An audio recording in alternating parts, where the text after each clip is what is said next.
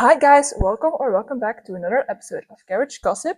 My name is Mara, and today, as you can see, if you're watching this on YouTube, a very different setup. We are downstairs, we're not in my room anymore, because I felt like changing the scenery for this one episode. Yeah, it's the episode before the Australian Grand Prix, but also during the Australian Grand Prix weekend, because episodes come out on Thursdays now because of my school schedule. So yeah, the Australian Grand Prix is already happening. Well, like not the Grand Prix itself, but the weekend. So like we've already had free practice, and F2 has been on track, and F3 as well, I think. So yeah, well, whatever. Let's just jump straight into this episode because I have a lot of things to talk about.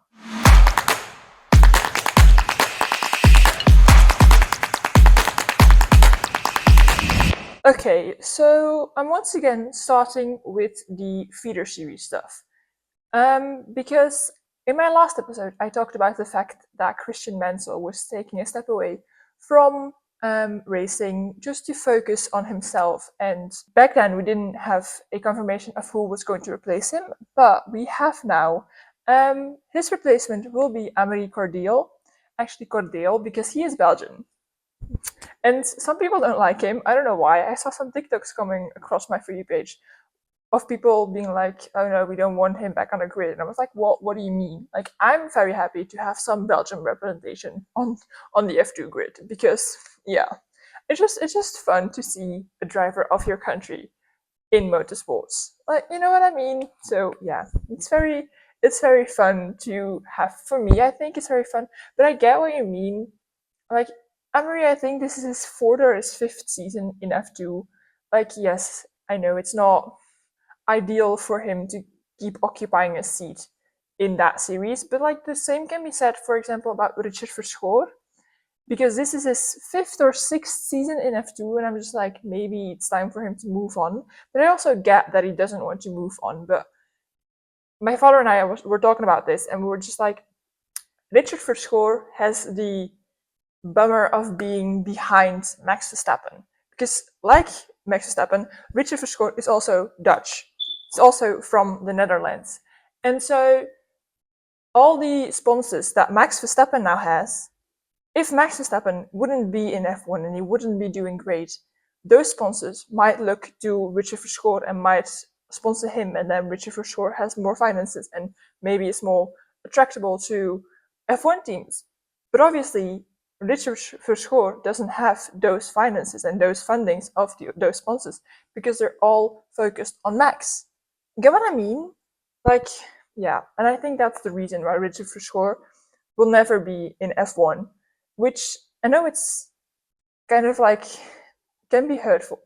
Sorry, just got distracted there. Anyway, I don't know what I was saying. Whatever. So yeah, Amory Cordeel replacing Christian Mansell.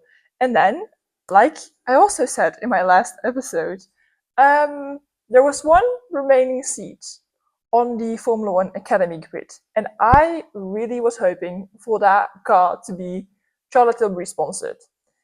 And I was right. It is the Charlotte Tilbury car, and we now have a confirmation of who will drive. And it will be Chloe Chong. If you are like, I recognize that name, that's possible because Chloe also drove in the first season of F1 Academy, and her last season she didn't drive.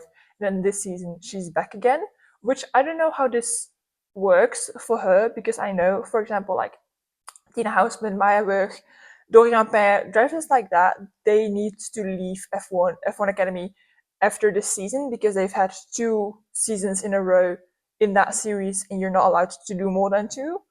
But I don't know how it works for Chloe because this is her first season and then technically she can do another season because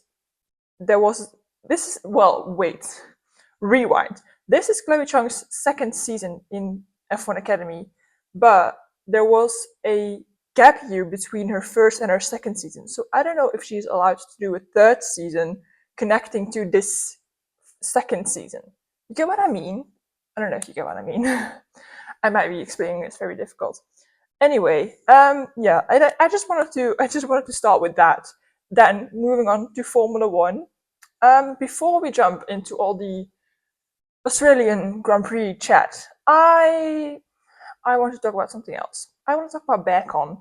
If you don't know who or what Bearcon is kind of like the ship name that Haas have made up for Esteban Ocon and Oliver Bearman, so Bearcon. And I am a massive Bearcon fan. I love it. Those two, they're great together. They are, I think they're very good friends.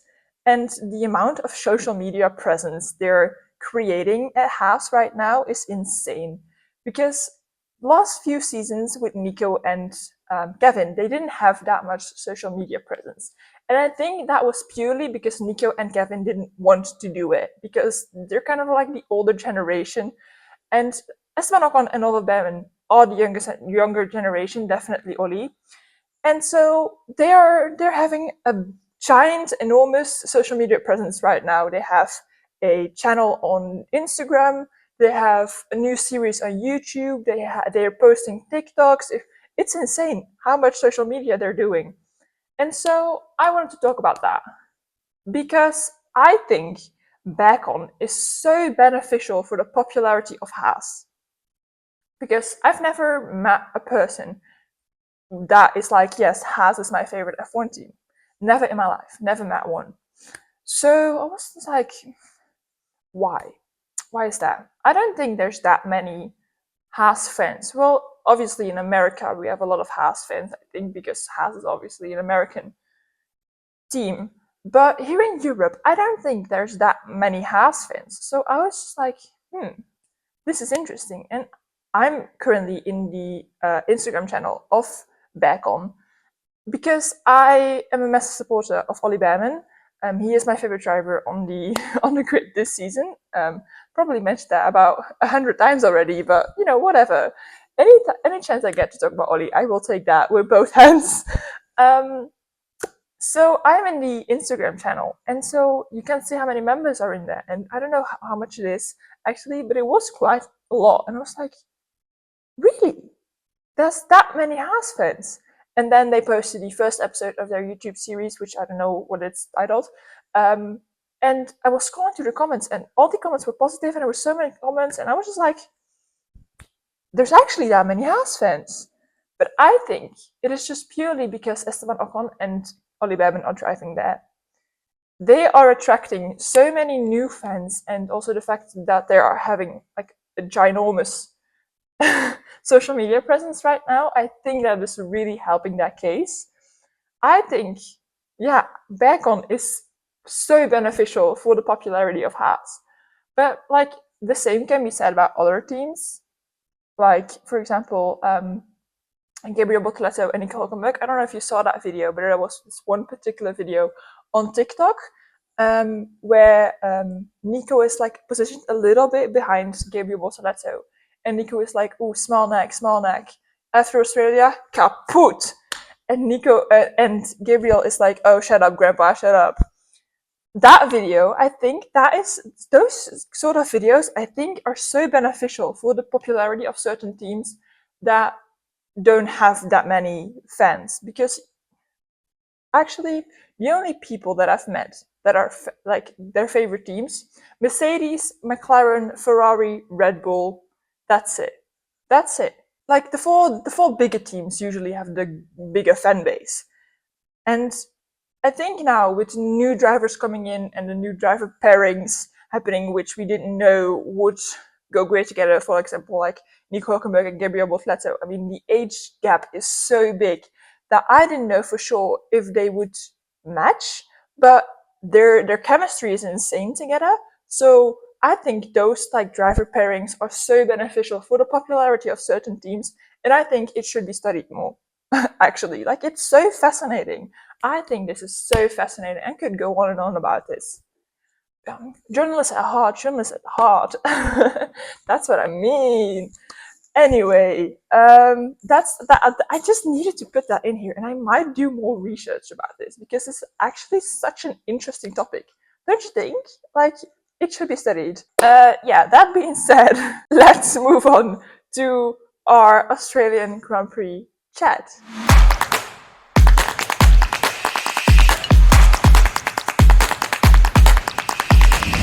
So I don't have that much Australian Grand Prix chat. I don't know. It's just because it's the first race of the season that we don't have that much data of like the teams and the drivers, and we don't know where everyone is. And I think that's like one of the big storylines, I think, that we have to look out for in Australia. Like, we are getting true answers on the pace of every team, and I think that can be very interesting. Because I don't think we're gonna have a Red Bull dominated year. And okay, we didn't have a Red Bull dominated year last season, but we kind of did, actually. Like, not as big as in 2023, yes, of course, not as big as in 2023, but we kind of still had a Red Bull dominated year. And I think that's not happening this season. I actually don't.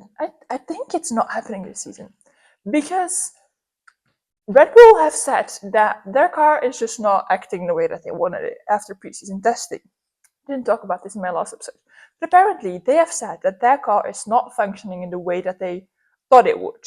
Which is, I think, a very big thing. Because you would expect Red Bull to have everything how they wanted it. But it's not. It's not. So yeah, I think we need to look at that. I'm very curious to see the pace of the Ferraris and McLarens, like, compared to each other. I'm also curious to see Mercedes, like, where are they? And also very interested to see Williams and Alpine, because those two teams in preseason testing, their pace, fucking insane. Carlos Sainz had the fastest lap on the second day of testing, I think.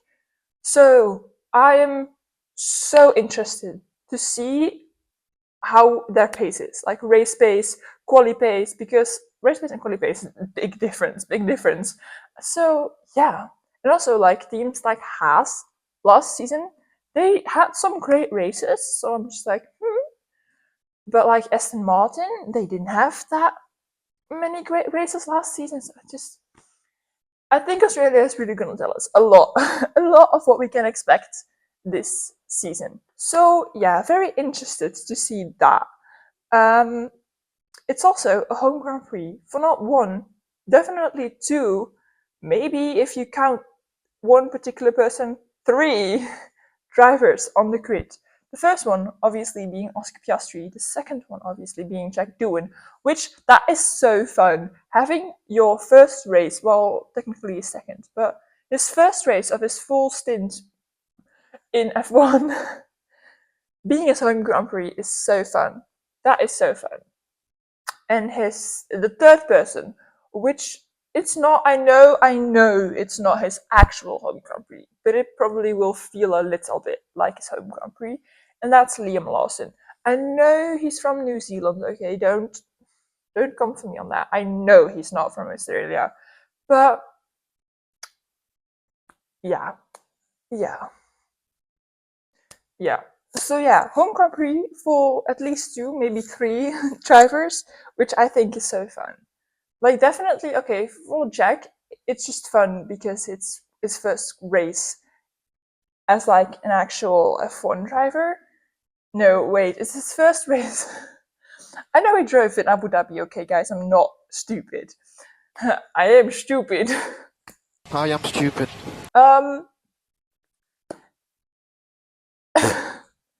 I don't know what I was saying. Anyway, Oscar Piastri, home Grand Prix. I think McLaren know what they're doing this season, because last few seasons they didn't know what they were doing the first few races, and I think based on preseason testing this season they kind of know what they're doing. They, according to the F1 TV presenters and the Sky Sports presenters, they are the fastest team. So I have high hopes for Oscar. I think it would be awesome to see Oscar win. Yeah, and I don't hope, listen, I have to phrase this correctly. I don't want to see the papaya rules again this season. Okay? But if Oscar is second and Lando is leading, and their pace is kind of the same, switch the cars. Just saying, I want Oscar to win. I want Oscar to win. technically I want Ollie Bearman to win, but I know that's not happening in the Haas. I mean, that's a crazy prediction. Ollie Bearman will win. No, not saying that. Talking about Oscar, he has signed a contract extension for we don't know how long, but at least for a long time. I think he was signed for this season and the 2026 season, and now he has signed an extra extension.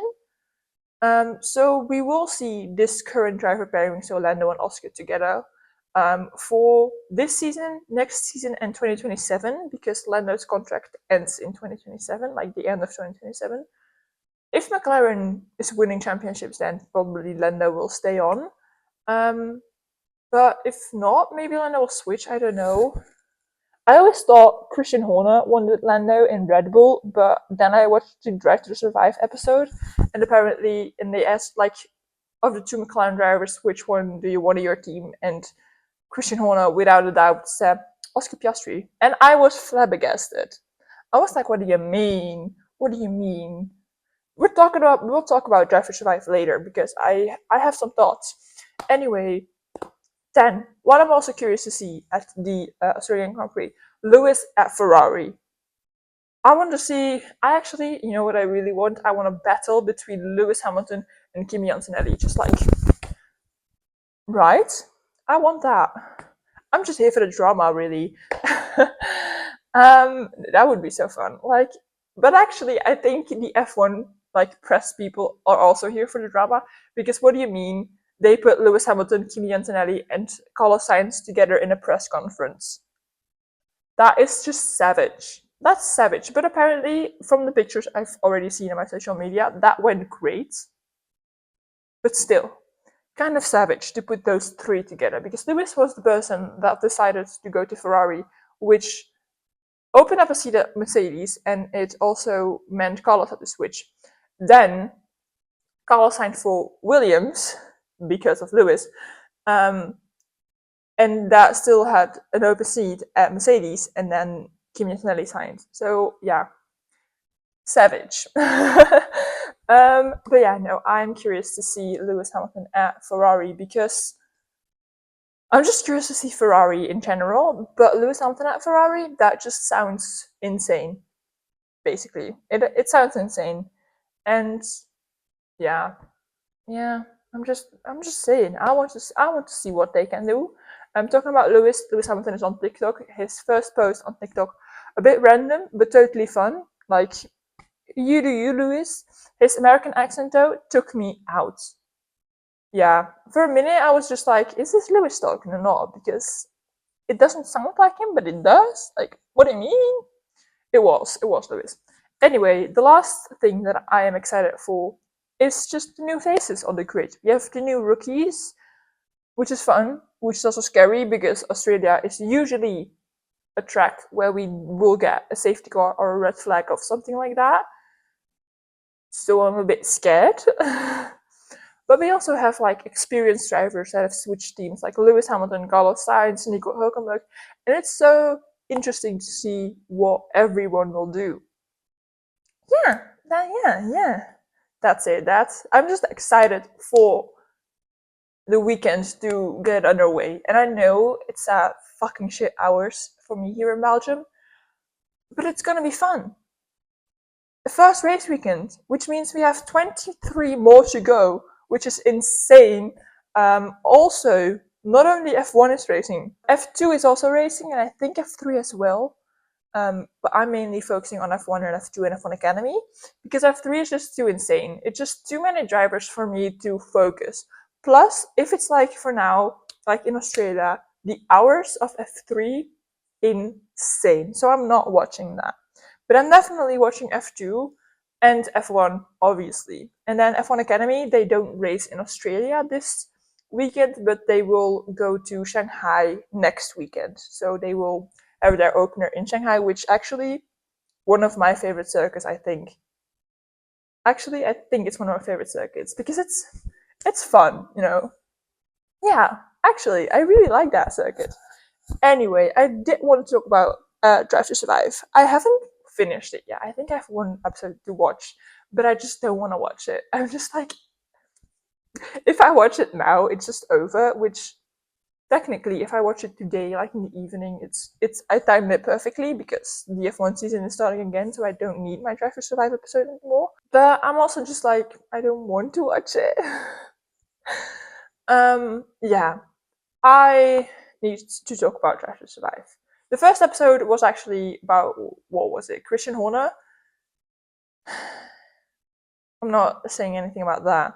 I mainly want to talk about the episode of Singapore, which is called In the Heat of the Night, which I thought that would focus a little bit more on Daniel, but the episode after that did.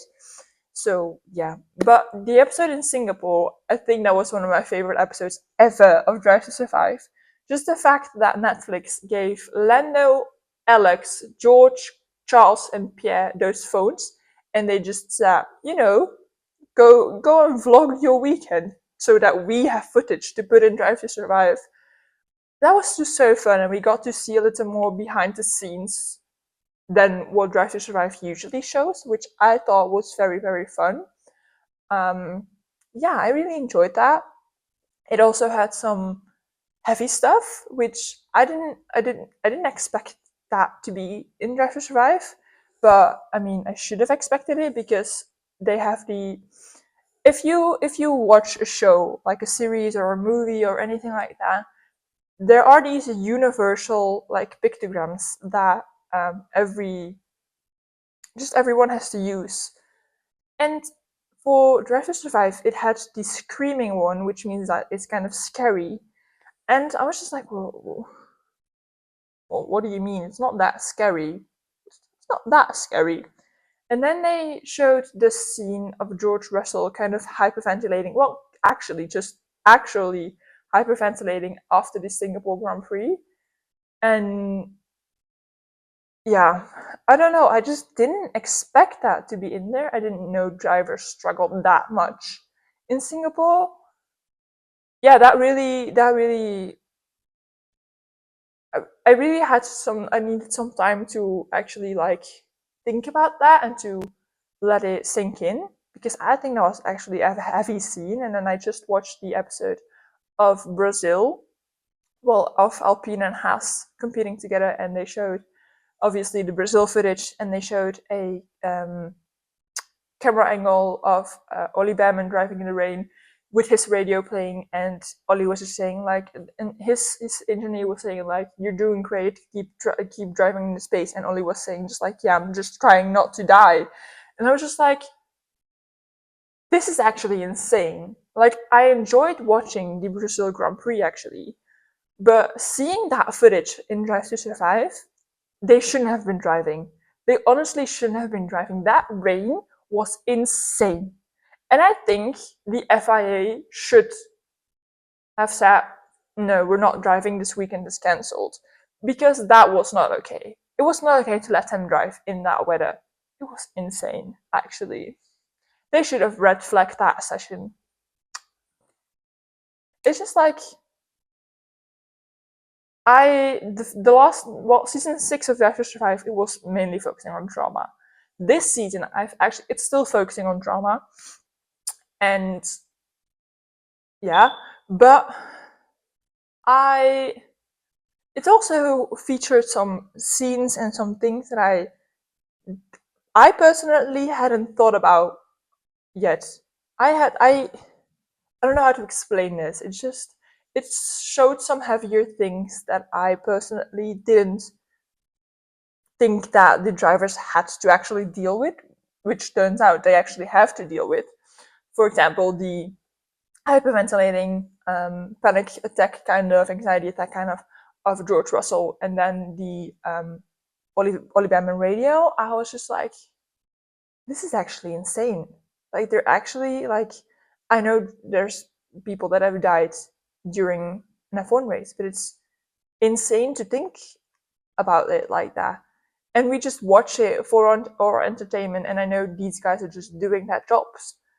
But it's not like, for example, if you are a teacher, it's not like you're going to work, you're driving to work, and you're like, oh yeah, I can die today.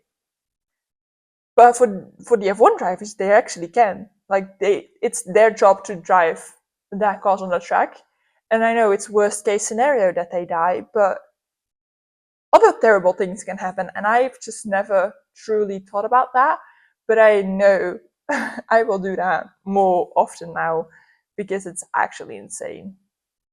They're actually like putting their lives on the line, and it's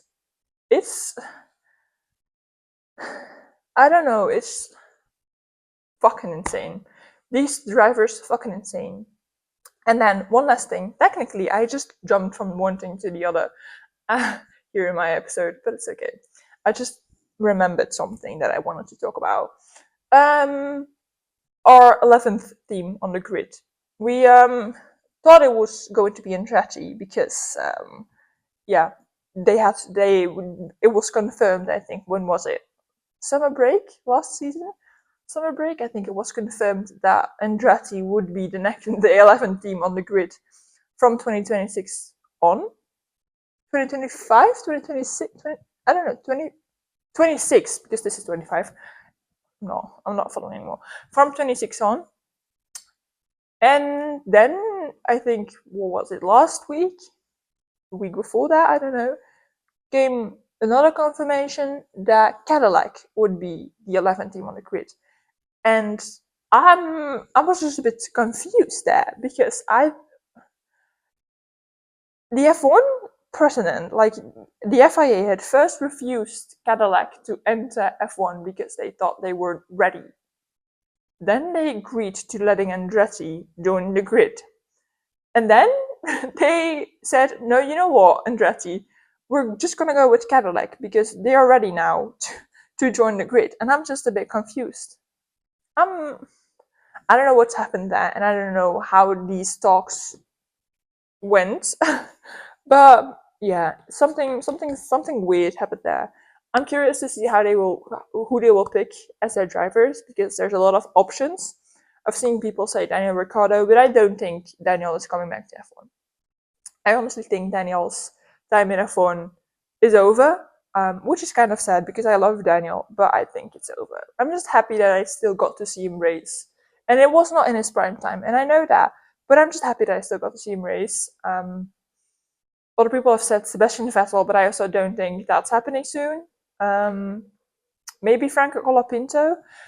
Talking about Franco Colapinto, talking about Alpine, they don't have one reserve driver. They don't have two. They don't have three. They have 4 reserve drivers. Because they obviously had Franco Colapinto, then they had Paul Aaron, then they had the person that I just cannot remember his name from, and now they have confirmed Kushmani as well, which is just insane. My mic is out of battery, so I'm gonna end the episode here. I hope you enjoyed it. It was maybe a little bit chaotic, but still I hope you enjoyed it. And yeah, I will be back next week on Wednesday again, because I have some time. And yeah, let's then chat about the Australian Grand Prix. I hope you will enjoy your Australian Grand Prix. I hope you will enjoy everything you do this weekend. And yeah, you'll see me on YouTube. You will see me again next week. On Spotify, you will hear me again next week. Bye!